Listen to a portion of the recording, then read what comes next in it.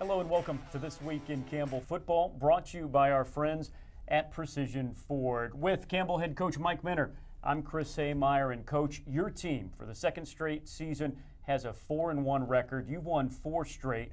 What did you take away from that win against Presbyterian last Saturday? We got a long ways to go, Chris. That's what I took away from that win this week. You know, when you talk about the goals that we had, we wanted to improve and we wanted to finish.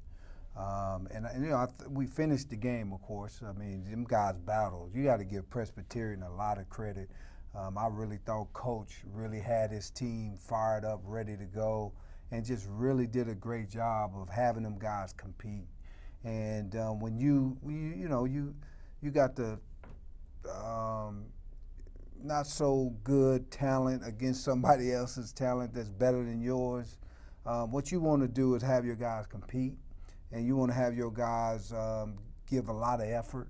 And I thought Presbyterian did that. So Coach has done a great job of when you start thinking about leaving the Big South.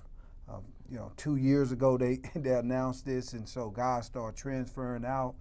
Now you have to build your roster based on a PFL roster. I know what that's like, and I just think Coach has done a great job of keeping his football team together. So they came in ready to go. I thought their defense really played a solid game, which I told you last week. They're going to be sound, they're going to be in the right positions, and they're going to do the things that they need to do to keep themselves in the ball game. And offensively, we really shot ourselves in the foot a lot. We were driving the ball, moving the ball all game long, and then we'll have a penalty. We had like 3 holding calls right in a row. I don't know how you do that by the same guy. And so, we cleared that up, and I think we got better as the game went on with that. But again, man, just too many, I think, mistakes that we caused on ourselves, and we got to clean up, because as you go into this next 6 weeks, and in these games, you can't afford to give teams 100 and some yards through penalties. That's like unbelievable, and you can't do that when you're playing good football teams that we're about to face in the next 6 weeks. So we got to clean that up. We got to get that rectified. But what I did like is that how the team just kept fighting and kept playing regardless of the circumstances, regardless of what was going on.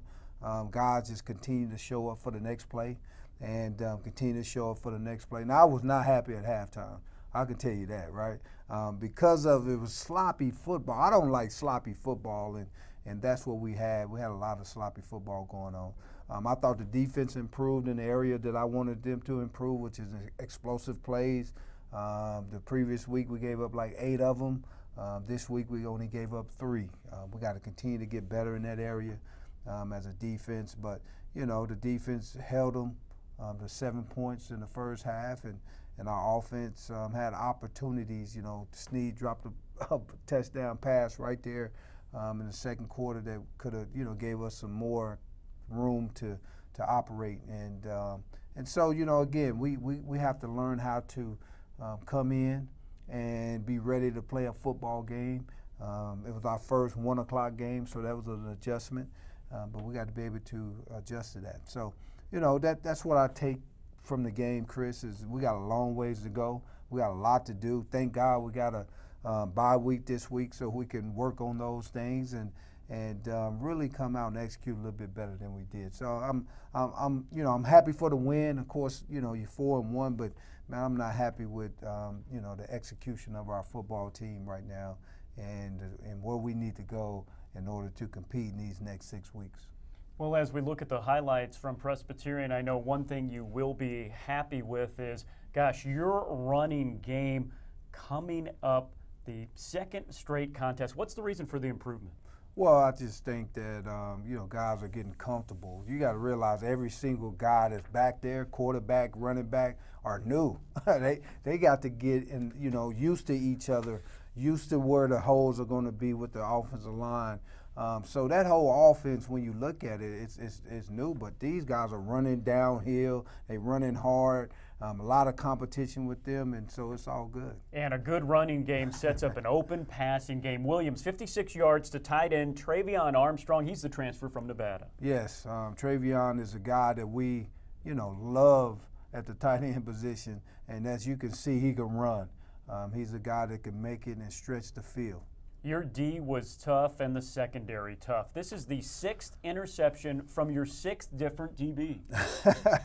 That's amazing that 6 different guys got interceptions back there. You got to give a lot of credit to Levi, of course, for catching the ball, but I think Butterworth does a great job. Our secondary coach does a great job with those guys, getting them ready. And then Cam Davis. This is the 2nd straight game you've had a 100-yard back. It was Jayhawk last week. This week, it's the Big South Conference Freshman of the Week. Hey, listen, Cam Davis is a guy that you guys will be hearing about all year long and for the next 3 years after this. And Barr, again, this is guys that just, he our 3rd guy right now. And you can see he can start anywhere in the country. And so we blessed with a lot of great running backs. And it's so good to see Barr really get his chance to shine a little bit this week. Back to the secondary, another transfer, Malik, great play there. He's a transfer from Wake Forest. Yes, transfer from Wake Forest. Malik doing a great job, man, defending the football. Man, speaking of defense, Brevin